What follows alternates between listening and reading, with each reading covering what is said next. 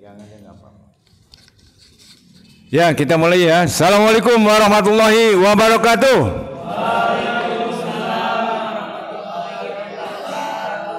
Kang Hafiz, SBM, berpikir bisa, pasti bisa. Insya Allah. Motivasi hari ini apa? Mas, dibuka dulu. WA dibuka. Hah?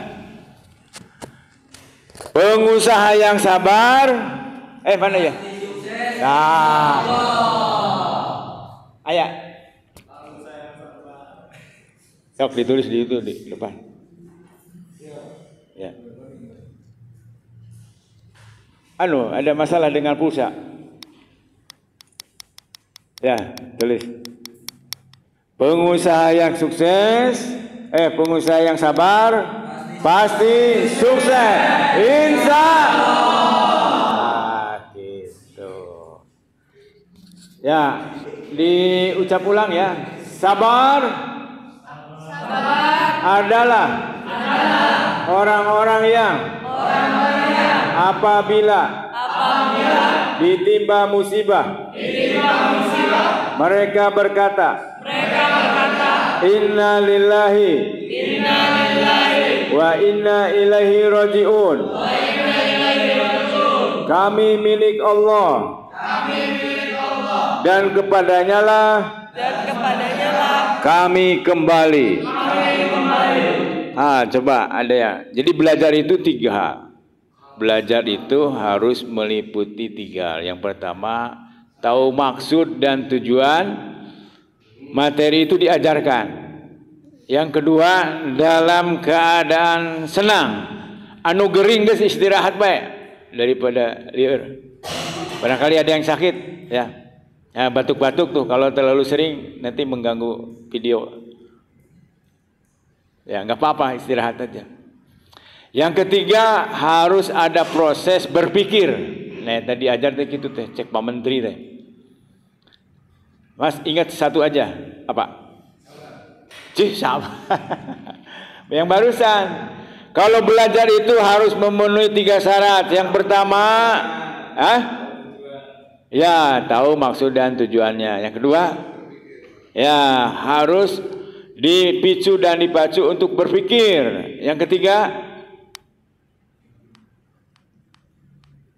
dalam keadaan tenang dan senang.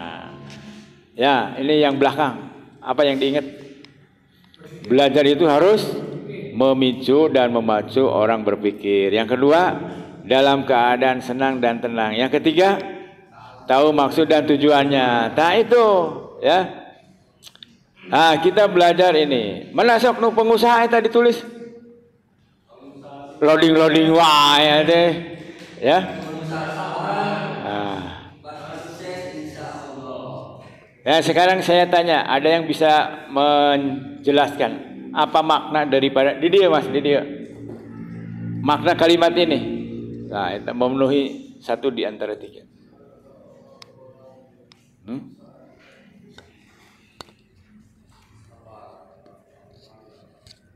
Ayah. Sok we pukul nama tong takut salah. Apa makna kalimat dari itu? Semangat atuh. Ya, makna daripada itu apa? Ya tulis. Ya Allah ya Rabbi. Pengusaha yang sabar pasti sukses insya Allah. Tong leutik teuing atuh euy. Aduh, hematnya. Sabar adalah orang yang apabila ditimpa musibah, mereka berkata, sesungguhnya kami dari milik Allah dan kembali kepada Allah. Musibah itu apa? What is the meaning of musibah? Cobaan. Kan aya di HP, ya Allah ya Rabbi. Ya, nggak ada yang tahu musibah eta teh. Ya, dicari. Kalau mahasiswa itu harus punya kamus besar bahasa Indonesia. Apa-apa tuh dicari di situ. gampang itu, lebih cepat. Adalah peristiwa atau kejadian yang tidak menyenangkan yang menimpa seseorang atau kelompok dan biasanya membawa kerugian, penderitaan atau kesusahan. Nah, gitu ya, musibah itu sesuatu yang tidak menyenangkan. Di dalam hidup itu kita harus punya kecerdasan spiritual. Kecerdasan spiritual itu adalah kemampuan seseorang untuk menemukan makna di dalam semua peristiwa yang menyenangkan maupun yang tidak menyenangkan. Ketika datang menyenangkan, mampukah dia bersyukur?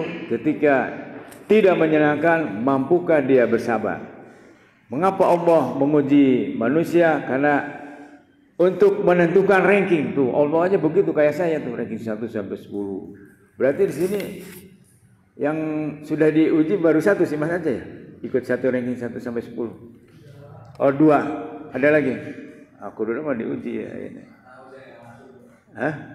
Ahsanu amala. Ya, untuk menguji siapa yang lebih baik amalnya, perbuatannya.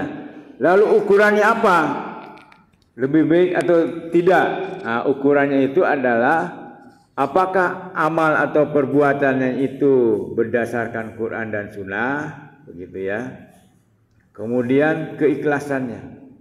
Salah satu ciri ikhlas adalah ketika sesuatu keinginan itu berhasil atau tidak berhasil, dia menerima dengan sepenuh hati bahwa itu ketentuan Allah yang terbaik saat itu dan berjuang lagi untuk ke arah yang lebih baik lagi. Itu ikhlas tuh, ya. Menerima sesuatu ketentuan Allah pada detik itu yang menyenangkan maupun yang tidak menyenangkan. Ayah nu diteruskan, ada yang mau didiskusikan? Sekali lagi, ya, makna daripada Al-Baqarah 156 Quran surat kedua 156 itu adalah bahwa setiap peristiwa yang menimpa diri kita, yang menyenangkan maupun yang tidak menyenangkan, itu adalah sebuah ujian bagi kita untuk menaikkan ranking kita. Nah, kalau kita meyakini bahwa di ujian, yang ada UAS itu ya, kalau kita meyakini bahwa ketika ujian itu tiba di dalam diri kita, kita punya keyakinan bahwa kita akan naik kelas, ya, ahsanu amala, maka kita ada harapan bahwa kita akan meningkat. Oleh karena itu, baik yang menyenangkan maupun tidak menyenangkan, ujian itu sebuah perjuangan yang harus ditempuh dengan penuh harapan. Kullu nafsin za'iqatul maut wa nabluukum bisyarri wal khairi fitnah wa ilaina turja'un. Ujian itu bukan hanya dalam bentuk keburukan tapi kebaikan, ya. Walanabluwanakum bisyai'in minal khaufi wal ju'i wa naqsi minal amwali wal anfusi was samarat wa basyir sabirin. Dan kalau yang tadi itu kullu nafsin za'iqatul maut, bahwa setiap yang bernyawa akan mengalami kematian. Wa nabluukum bisyarri wal khairi fitnah. Dan kami Allah Subhanahu wa taala menguji manusia dengan kebaikan dan keburukan. Itu. Wa lanabluwanakum wa nabluukum bisyarri wal khairi fitnah wa ilaina turja'un. Sama dengan ini. Ya, kembali kepada Allah. Jadi tenang begitu kalau kita meyakini bahwa ujian itu baik yang menyenangkan maupun yang tidak menyenangkan itu sebagai batu loncatan untuk kita naik kelas di dalam kualitas keimanan dan ketakwaan kita kepada Allah Subhanahu wa taala. Gitu dah. Ya. Pengusaha sabar pasti sukses, insya Allah. Kata Allah juga di dalam surat Al-Baqarah 153 itu, minta tolonglah kamu dengan sabar dan sholat. Itu SS. Ya. Pertolongan Allah itu akan datang kepada siapa saja tanpa melihat agamanya. Itu namanya rahman Allah Subhanahu wa taala yang diberikan kepada semua manusia. Kalau rahim itu nanti, ya, di samping sekarang, nanti di akhirat itu dalam bentuk surga Jannatul Naim. hanya diberikan kepada orang yang beriman dan beramal soleh. Iman dan beramal soleh, AS. Sampai di sini. Jadi makna sabar itu adalah ya, kita menyadari bahwa kita tuh milik Allah gitu. Seperti tukang parkir ya, hanya dititipin mobil, dicanak deui mah enggak gitu. Dititipin mah enggak gitu. Nah, kalau hidup kita meyakini seperti itu, kita akan hidup bahagia dan tenang. Karena apa?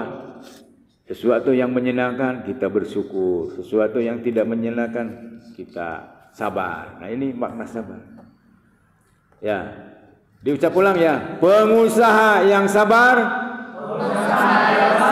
pasti sukses. Pasti sukses. Insya Allah. Insya Allah. Nah, si Mas jadi komandan. Komandan, seperti yang saya tadi. Pengusaha yang sabar, Pengusaha yang sabar, pasti sukses. pasti sukses. Insya Allah. Insya Allah. Ya, komandan. Pengusaha yang sabar, Pengusaha yang sabar, pasti sukses. Pasti sukses. Insya Allah. Dan ayah pertanyaan, bahasanya Cirebon kemana? Belum ada pertanyaan. Dulu anak sing takon, benar gitu? Hah? Orang mana ya? Bukan Cirebon. Oh, Kuningan. Mana bahasa Cirebon? Sunda. Ayeuna nu Cirebon mana itu? Ya, sok terjemahkan ya.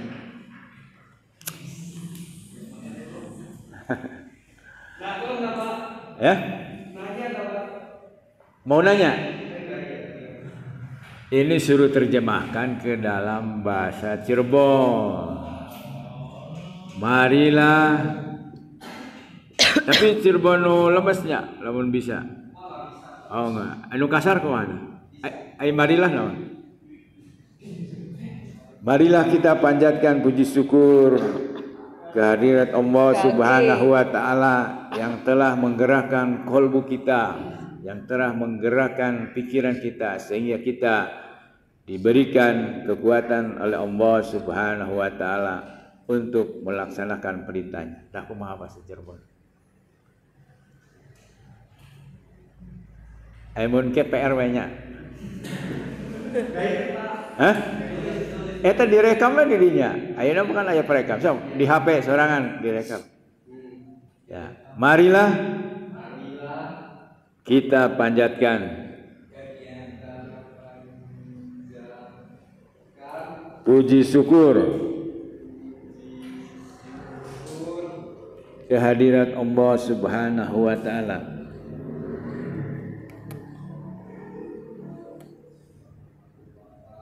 yang telah menggerakkan kolbu kita. Semualah jadi tugas semua ya. Yang telah menggerakkan kolbu kita, yang telah menggerakkan pikiran kita,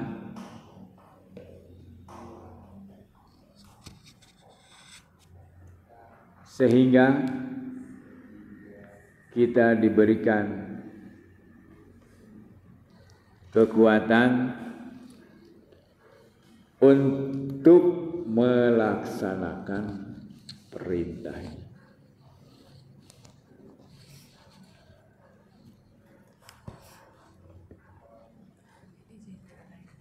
Tanya, nu orang Sunda diterjemahkan.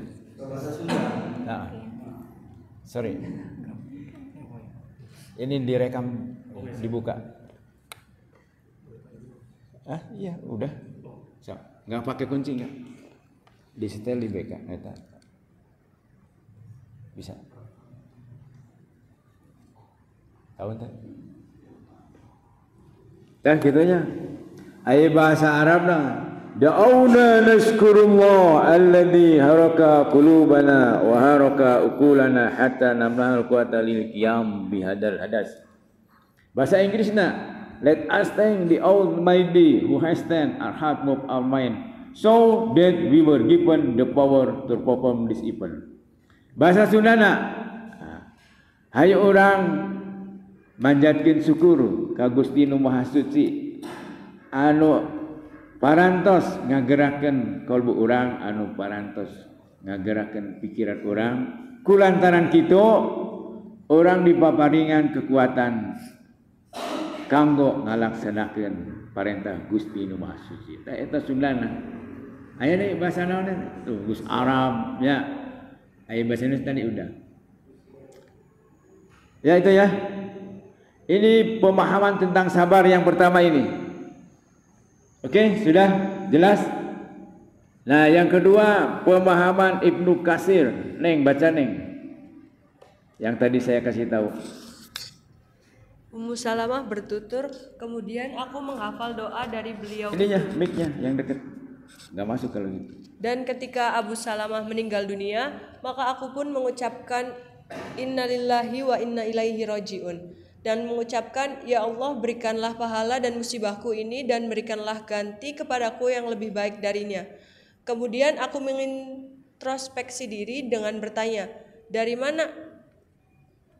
mana aku akan memperoleh yang lebih baik dari Abu Salamah? Setelah masa idahku berakhir, Rasulullah meminta izin kepadaku.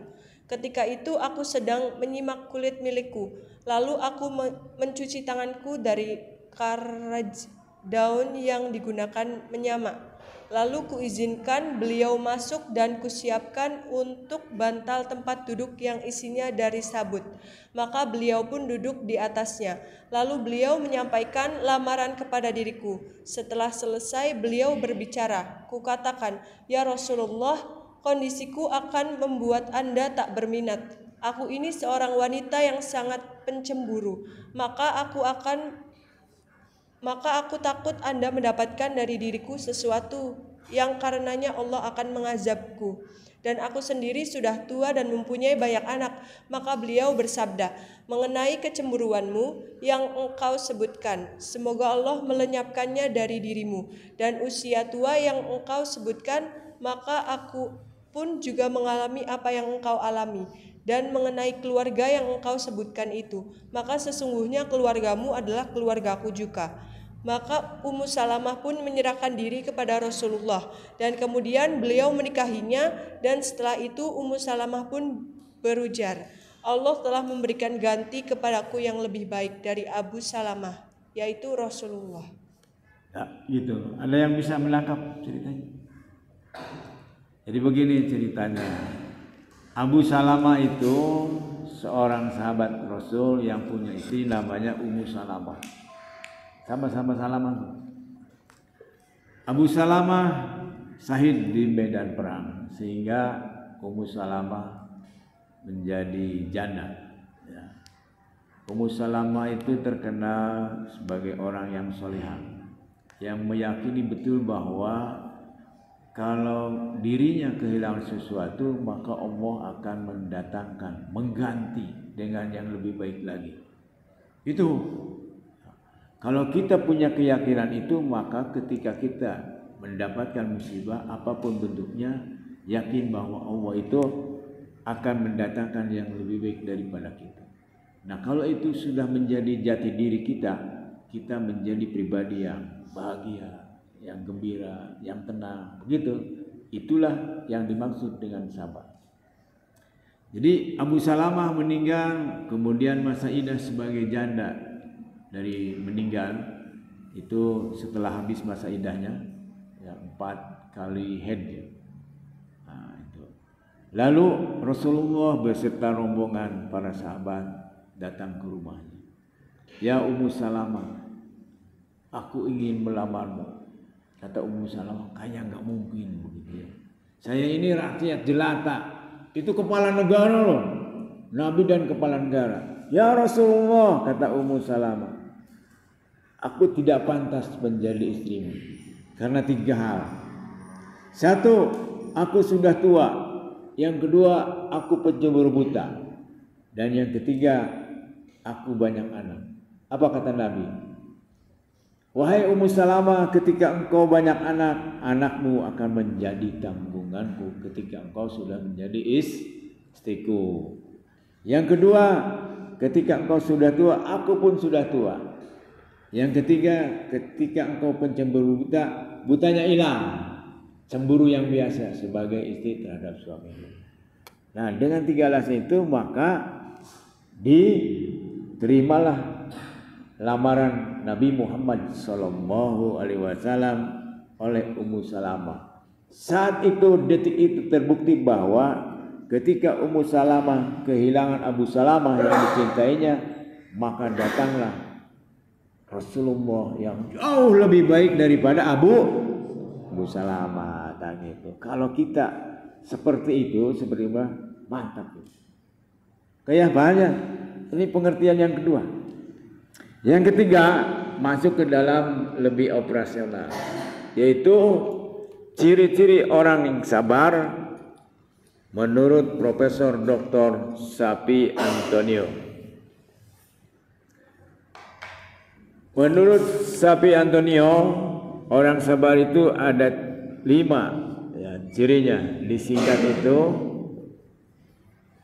tete tata tegar. Ini kalau tegar itu sudah satu ini. Ini satu, ya, ini satu, ini satu, ini satu. Ciri orang yang sabar itu yang pertama teguh.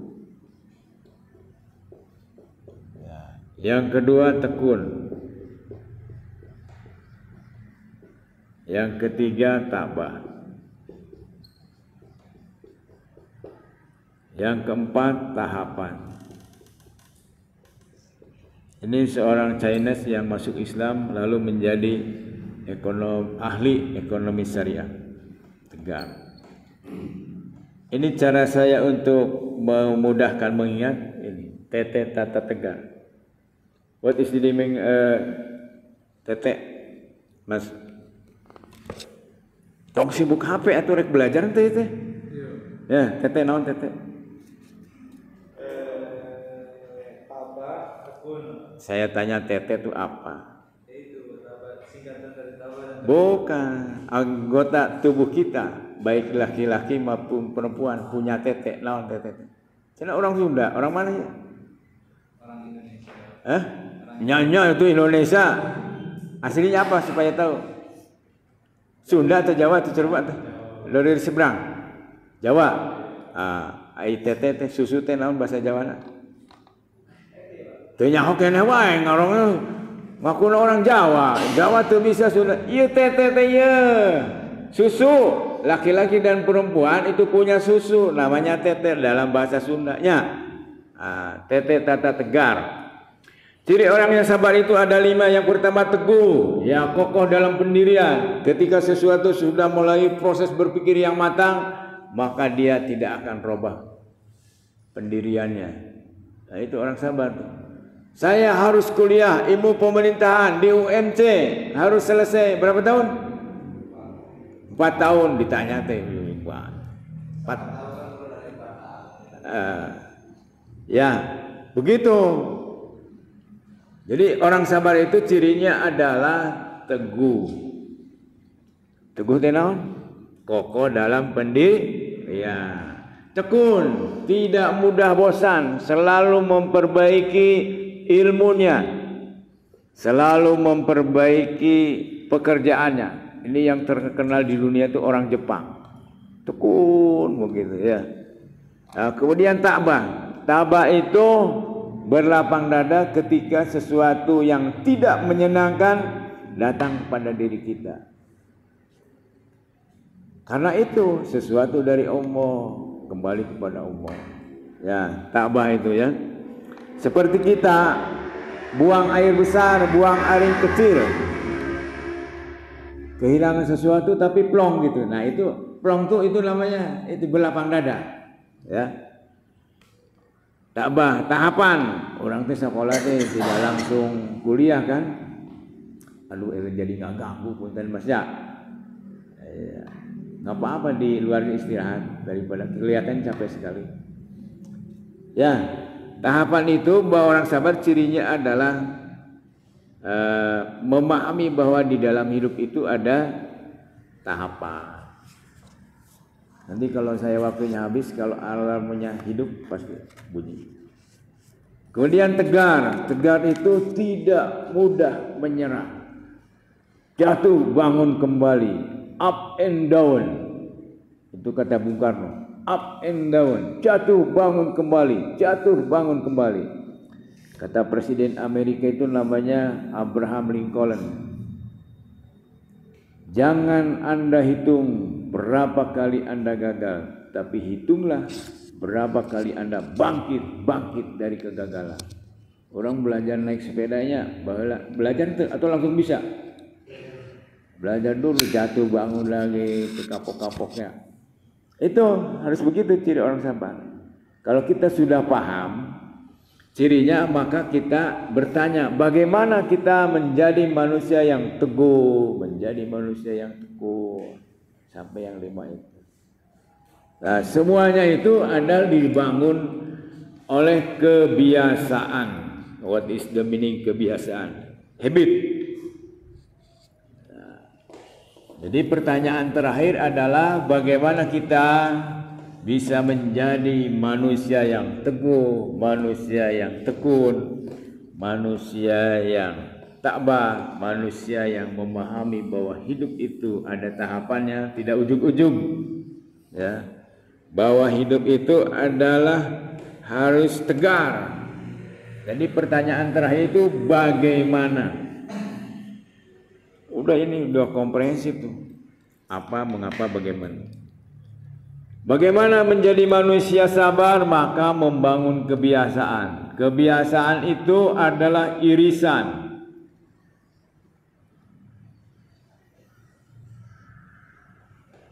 Irisan tuh di sini, masuk sana sini. Ini kebiasaan. Kebiasaan itu adalah irisan dari tahu, mampu, kemudian mau.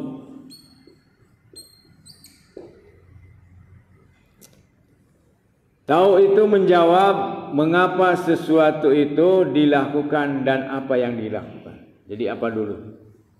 Ini menjawab apa dan mengapa.